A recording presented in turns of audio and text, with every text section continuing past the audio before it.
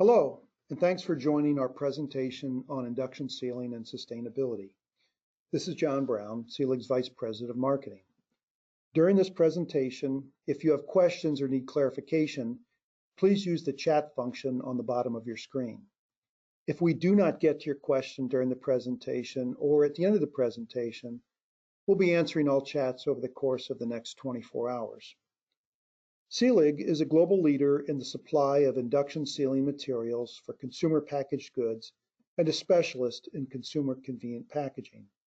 With our operations in North America and Europe and sales offices in Latin America and Asia, we cover the world's container sealing needs.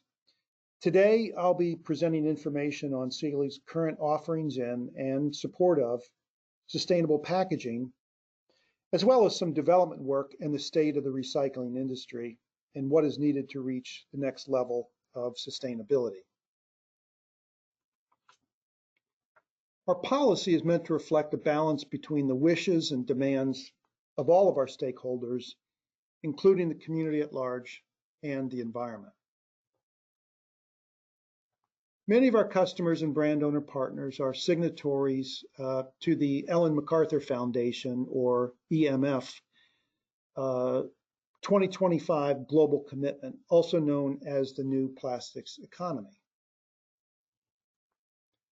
For our European customers, they've been influenced by these same consumer groups, such as the Ellen MacArthur Foundation, but also have been influenced heavily by local and EU regulations that encourage recycling and the use of sustainable materials, although mostly through use of a tax structure.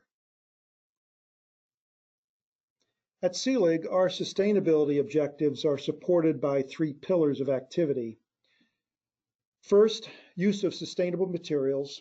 Secondly, offering package and product sustainable solutions or improvements. And finally, our internal efforts at efficient use of resources. It's these first two areas of activity that our presentation today addresses. Our sustainability efforts over the years include seals that have helped reduce pack weight, since the liner can provide a more robust seal, allowing weight to be removed from the closure and the bottleneck finish. And a tamper band, if used, can also be removed since the liner can provide tamper evidence. We've been instrumental in lightweighting many packages over the years. In addition to allowing for lightweighting of containers, if there is a concern regarding the liner or parts of the liner contaminating the PET recycle stream, we have liner options that will separate from the PET flake in the water bath used in the PET recycling process. Since PET is one of the most valued materials for recycling, any effort to increase its purity is highly sought after. Our current products also help extend shelf life of oxygen-sensitive products due to the aluminum foil layer, which acts as both a gas and moisture barrier.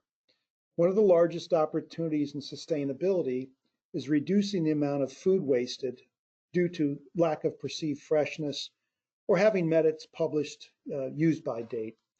In oxygen-sensitive milk, an increase in shelf life from 12 to 14 days has been reported. For current customers using liners and looking for additional improvements to their package sustainability, we offer liners with 50% thinner foil, and some customers who do not require a reseal cap liner can switch to a one-piece liner if currently using a traditional two-piece liner. Regarding recyclable materials, we currently offer primary liners made from pulp or foam. Being single material products, they're generally accepted in most consumer recycling programs. We're also working with our suppliers to identify PCR or post-consumer recycled raw materials that can be used in our products. The common liner materials of aluminum, plastic, and pulp are all being recycled today via aluminum cans, plastic bottles, and newspapers. But Very few are being reprocessed to a quality and consistency level to allow for thin gauge processing or use in food and beverage applications. We are in discussions with the supply base to add this to their development list and believe many large brand owners are also looking for these materials as well for their thin, flexible packaging. We're also looking into liner component materials that are biodegradable and can report success from our flexible packaging business in Europe, where we have created a custom monomaterial package that is fully compostable. We're also staying abreast of the fledgling bioresin market. Today, there are very limited bio or plant-based polymer offerings, but we expect this to expand soon as the bioplastics market is expected to grow more than tenfold in the current decade. One of the largest issues that seems to be preventing the rapid increase in supply of PCR is a demand for its use. We view this demand as coming from two separate segments. The first is known as open loop recycling, which refers to the use of more complex materials such as laminates being used in a different industry and for a different purpose. For example, cartons and pouches with materials similar to liners have been used as insulation or construction materials, but currently the cost to convert these materials has prevented a large demand. The second form of recycling is closed loop recycling. This is what we typically associate with consumer recycling. It refers to materials being used again in the same industry, such as the use of recycled PET bottles to make new bottles. One issue that faces our industry is the inadequate resources and processes in the recycling industry to capture certain materials. For instance, today in the US, items smaller than a 2-inch cube are sorted and sent directly to landfills. This is one reason for the Caps On campaign, where consumers are asked to leave caps on bottles. This allows those caps to be captured further down in the recycling stream. Also, items that are flat are assumed to be paper, which has a high value, but any non-pulp items in that stream are rejected, such as items containing foils. Even the largest induction liners, some 120 millimeters or about 5 inches in diameter, are rejected with their aluminum and plastic value lost forever.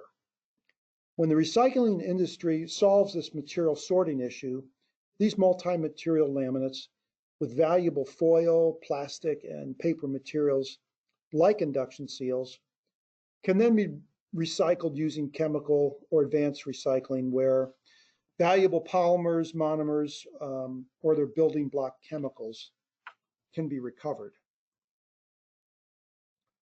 As noted on the last slide, advanced recycling, which is in development and has many pilot plants in production today, is seen as a solution for complex materials such as laminates or even mixed plastic rigid packaging. Today, the only option consumers have for some of these items is store drop-offs, similar to the grocery bag return process at your local grocer. Currently, several municipal recycling facilities are developing and testing systems to accept and sort flexible packaging, as they make up a large and growing segment of the packaging industry. Again, consumer and brand owner demand, as well as government regulations, may be required for advanced recycling to have a demand that satisfies a business case to invest. Finally, Selig is neither solely relying on nor waiting for advanced recycling to be commercialized to allow for a solution for complex material recycling. We're currently working on several R&D projects that do not rely on advanced recycling for success. Our projects include all plastic monomaterial liners that have a sealing technology other than induction, which today requires foil. One example is ultrasonic sealing technology. The example shown here on the left is that of an ultrasonic process used with coffee capsules. If you think about it, these plastic capsules are just small plastic containers with seals that function similarly to induction seals. It's not difficult to imagine this technology being deployed soon in our industry. We're also working with third parties in researching and developing other materials that do not include foils that could potentially be used with induction technology and therefore would be more easily accommodated in our industry. In conclusion, as your company considers sustainability and how packaging fits in, there are a few considerations and questions that all of us face, especially when focusing on the need for greater sustainability in the plastic packaging landscape. Please consider the three aspects noted here of what the APR, Association of Plastic Recyclers, defines as recyclable. First, do a majority of consumers have access to recycling that accepts your packaging material? Secondly, is your package likely to get properly sorted? And third, is there a demand for the material and can it be economically processed to meet that demand? Unfortunately, this is the reality of packaging today. However, Selig is confident these problems will be resolved, but acknowledges that it will take all stakeholders, including recyclers, governments, consumers, brand owners, retailers, and packaging companies, to come together in a forum to resolve these issues. In a few moments, the screen will show our contact information. In the meantime, I'm going to be reviewing the chats that have been sent in, and we'll plan on answering as many questions as possible in the time that we have left. Feel free to send in additional chats.